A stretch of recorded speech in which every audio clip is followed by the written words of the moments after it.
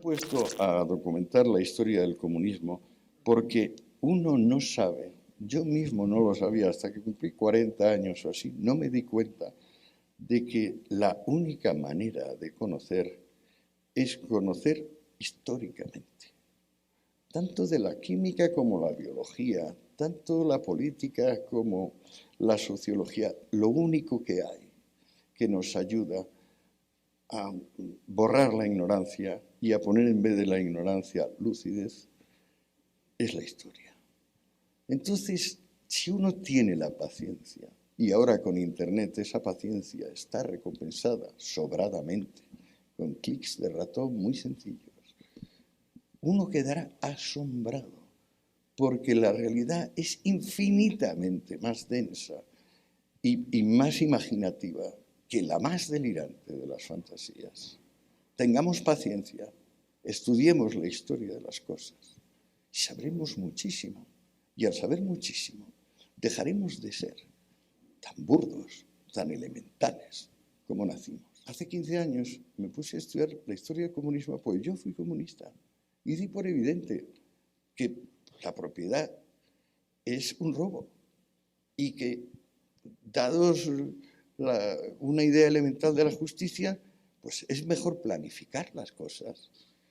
Y así no estamos expuestos a las crisis cíclicas ni a azares de la fortuna. ¿Por qué no planificar? ¿Cuál es la alternativa al mercado? O sea, la planificación. Pero, ¿se han puesto ustedes a pensar la diferencia entre sencillo y complicado? Parece que es simplemente pues, la diferencia que hay entre el 1 y el 2. No, señor. La diferencia entre sencillo y complicado es que sencillo pertenece al mundo de la imaginación. Complicado pertenece al mundo de la realidad. Son mundos distintos. Mercado por mercado, lo único que queremos decir es que no nos obligan ni a producir ni a consumir. O sea que hay autonomía de la voluntad en términos de producción y consumo.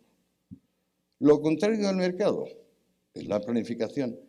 Pero en la práctica, ¿qué es la planificación? La práctica de la planificación es el economato. Es decir, que en vez de ir a la tienda, vamos al economato. Tenemos cupones, tenemos vales de economato. Esto, si leen ustedes otra vez a Marx, por ejemplo, se encontrarán con que Marx es un fervoroso defensor del economato. ¿Qué ha pasado con los economatos? Si nos ponemos a verlo históricamente. Por ejemplo, el economato en Camboya, o el economato en Cuba, o el economato en Checoslovaquia, o el economato en España. Pues que están desabastecidos. Forma parte de la esencia del economato, el desabastecimiento. Por alguna razón inexplicable, el mercado va y funciona. Yo esto no lo entiendo, si quieren ustedes que se lo aclare. Pero, claro, es que es la diferencia entre el mundo de la imaginación y el mundo de la realidad. No la diferencia entre el 1 y el 2, sino la diferencia entre lo que existente y lo imaginario. Entonces, cuando dejamos que la libertad sea, que es lo que sucede con el mercado, pues claro, resulta que la humanidad se divide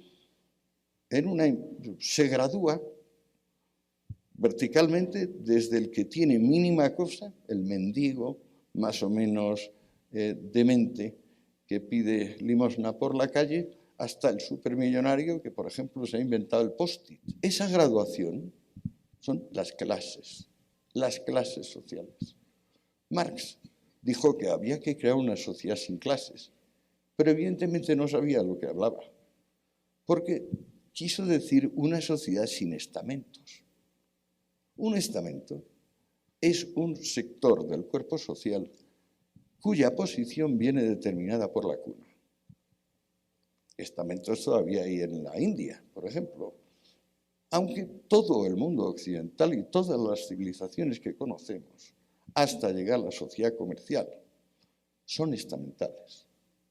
La sociedad de clases llega con la movilidad instaurada por el comercio.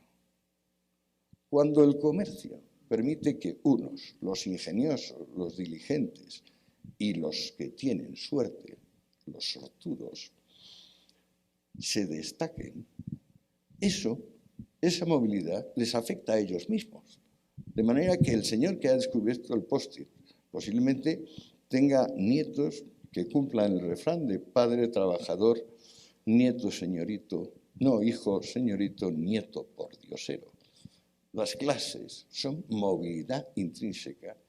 Cuando Marx dice quiero una sociedad sin clases, entiendan ustedes de una vez que quiere decir quiero una sociedad inmóvil. No quiero que nadie cambie de posición en función ni de suerte ni de mérito. Odio el mérito. Una sociedad sin clases, una sociedad inmóvil. Eso es lo que prácticamente se han creado en todas las llamadas democracias populares. Pero aún así es mentira, puesto que lo que se crean son nomenclaturas feroces, como las vigentes todavía en Pyongyang o en La Habana, y no hay inmovilidad social. La inmovilidad es tan imaginaria como el unicornio o como los dragones medievales. Podemos quererla, pero no la vamos a conseguir jamás. Tenemos que, a mi juicio, mantener el coraje de amar lo real. Y lo real no es ni bueno ni malo, ni justo ni injusto. Pensar que libertad es hacer lo que me da la gana es ser tonto. Hegel decía, libertad es conciencia de la necesidad. Montesquieu, muy bellamente, decía, libertad es poder hacer lo que debemos. Luego hay farsantes que dicen que libertad es, pues, o no tener límites. Bueno, ¿dónde encuentra usted eso? Quizás en la geometría, donde solo hay el punto y la recta, o las curvas regulares. No, la vida es pura exigencia, límites. Una libertad que no sea responsabilidad es fraude. El comunismo científico tiene la increíble insolencia de querer crear el paraíso en la Tierra. Y al fin, esto es lo que yo voy descubriendo por ahora en el tomo 3 de mi investigación, consigue la forma más parecida, jamás ensayada, al infierno. Más de la mitad de la población del planeta era comunista en los años 60. Exactamente. Pero poco a poco se fue desmoronando, ¿no? Se fue desmoronando y el capitalismo, la sociedad de mercado pareció ir ganando terreno y al día de hoy parece que ganara la partida. Y aún así, tú lo has dicho varias veces, no sentimos afecto por el capitalismo. Siempre quedan algún tipo de resquemor, de duda, de vacilación con respecto al capitalismo. ¿Podrías abordar Claro, ese tema? el capitalismo triunfa con mala prensa. Siempre la ha tenido. Porque siempre hemos querido que la voluntad se sobreponga a la inteligencia. Siempre hemos querido una libertad que no fuese responsabilidad. Siempre hemos querido un razonamiento que pudiera prescindir de la congruencia de los términos medios empleados en el razonamiento. Siempre hemos querido algo más que la dura coherencia de las cosas. Y el capitalismo siempre ha tenido mala prensa. El comunismo siempre ha tenido buena prensa. Ahora que estoy en pleno volumen 3, he descubierto que Rusia, cuando pasó de Rusia a ser la URSS, perdió en la guerra civil 1,5 millones de personas. Mucho, ¿eh? Sin embargo, perdió en los primeros 5 años de égida de Lenin, de hambre y de frío, casi 30. La guerra civil, 1,5 millones. Hambre y frío, 30. Estamos hablando de 1/4 de la población. ¿A qué no se lo han enseñado en el colegio? ¿Por qué? ¿Por qué no sabemos esas cosas? ¿Por qué no sabemos, por ejemplo, que todos los jefes de fila del comunismo fueron señoritos, hijos de papá, que vivieron de sablazos y de lo que les daba a su familia? ¿Por qué no recordamos que Marx dejó morir de hambre y de frío a 3 hijos antes de trabajar en la Academia de Lenguas que tenía a 2 cuadras su amigo Wolf? ¿Sabían ustedes que Lenin vivió 30 años de las remesas de su mamá? Ni un solo cabeza de fila igualitarista ha trabajado. Todos han creído que podían vivir de revolucionarios profesionales. Qué cosa curiosa. Pero ¿por qué no me lo han enseñado a mí esto, bachillerato? ¿Por qué, mientras estudiaba Derecho y Filosofía, no me lo han enseñado mis profesores? ¿Por qué he dejado morir a 3 hijos? Y en particular, al que más quería, al joven Edgar, con 8 años. Le he dejado ir todos los días sin zapatos, porque los habíamos empeñado, envuelto en una manta, a ver si le fiaba una semana más el carbonero, el carbón, y le fiaba también el carnicero la carne.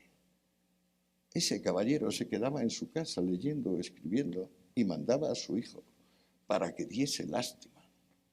Y lo que hizo fue morir. Triste película.